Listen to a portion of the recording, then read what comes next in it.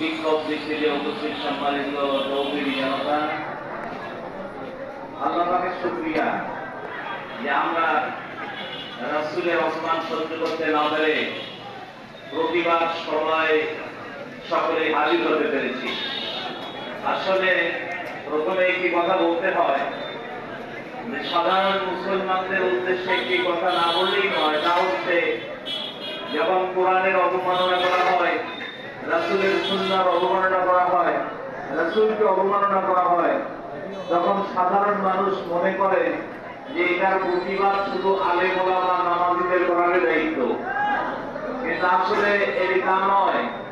প্রত্যেকটা মুসলমান নিজেকে মুসলমান পরিচয় দেয়, নিজেকে নবীর উম্মত পরিচয় দেয়, যার শরীরে মুসলমানের রক্ত আছে, সে নামাজি হোক বেনামাজি হোক, সে যে দলেরই হোক না কেন, তার দায়িত্ব হচ্ছে নবীর যদি প্রেম তার ভিতরে থাকে, অবশ্যই নবীর অপমানে তাকে প্রতিবাদ মিছিলে অংশগ্রহণ করা হবে। ঠিক আছে?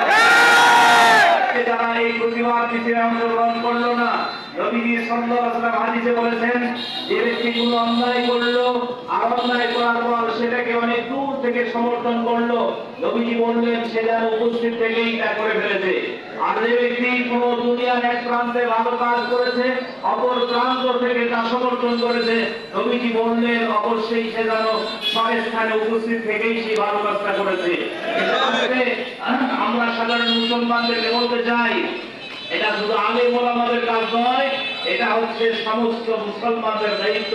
যখন এই নবীজিকে অপমান করা হবে, তার প্রতিবাদে প্রত্যেকটা মুসলমান যদি জেগে উঠত, আল্লাহর কসম করে বলে ভারত নয়, সারা বিশ্বের কোন প্রান্তে মুহাম্মদ সাল্লাল্লাহু আলাইহি ওয়াসাল্লামের চরিত্রকে নিয়ে ব্যঙ্গ করা হবে, কোন ইহুদি খ্রিস্টান আল্লাহ সাল্লাল্লাহু আলাইহি ওয়াসাল্লাম সাহস করে না কথা বলে ঠিক হবে। এই কথা বলে দিতে চাই, আমরা খালিদ বিন ওয়ালিদের উত্তর শুনি, আমরা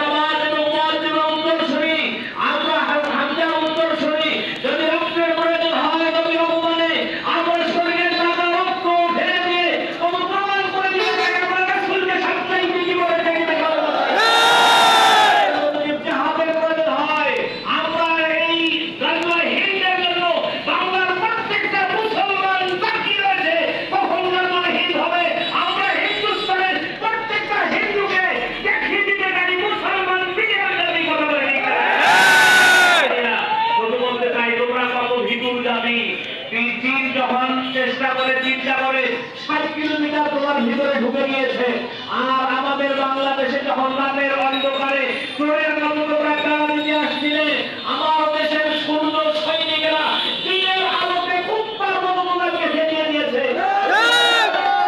প্রয়োজন হলে আমরা প্রত্যেকটা মুসলমান তোমাদের বিরুদ্ধে জিহাদ করার জন্য ময়দানে তৈরি আছি। কথা বলে ঠিক আছে? আর কখনো রাসূলের অপমান করা হয়, কোরআনের অপমান করা হয়, আল্লাহর কসম করে বলছি আমরা বাংলাদেশের মুসলমানরা সহ্য করব না। দুঃখের বিষয় একটাই, 5 আগস্টের পর থেকে নিয়ে শুরু করে এই বাংলাদেশে এবং পার্শ্ববর্তী দেশে একটা ইন্ধন যোগানো হচ্ছে যাতে করে মুসলমান এবং এই দেশের যে অমুসলিম রয়েছে এদের মাঝে একটা যেন দ্বন্দ্ব শুরু হয়ে যায় এবং মাঝখান থেকে তারা যেন তাদের ফায়দা হাসিল করতে পারে, এই চেষ্টায় তারা রয়েছে। কিন্তু আমরা বলতে চাই, আমরা বাংলাদেশের প্রত্যেকটা মানুষ আমরা ভাই ভাই হিসেবে বসবাস করি, আমরা কখনো মুসলিমকে বিশ্বাস করি না। সুতরাং যদি তোমরা নবীজির অপমান আরো করতে চাও, আমরা বাংলা প্রত্যেকটা মুসলমান রক্ত ঢেলে দিয়ে হলেও তোমাদের বিরুদ্ধে লড়াই করতে ময়দানে হাজির আছি। উপস্থিত জনতাকে বলতে চাই, আমি একটু অসুস্থ, তারপর আপনাদের কাছে বলতে চাই, যদি আবারও কখনো এরকম নবীজির অপমান, কোরআনের অবমাননার জন্য আপনাদেরকে আহ্বান করা হয়, শুধু দল মত নির্বিশেষে সকলে আসে, রাজি আছেন তো ইনশাআল্লাহ? রাজি আছেন ইনশাআল্লাহ? বিশ্বকে জানান দিতে চাই, আমরা অন্তত পক্ষে যারা এরকম উস্কানিমূলক বক্তব্য দেয় তাদের প্রতিবাদে প্রত্যেকটা মুসলমান সজাগ রয়েছে। কথা ঠিক না? আল্লাহ রাব্বুল আলামিন আমাদের সকলকে তৌফিক দান করুন।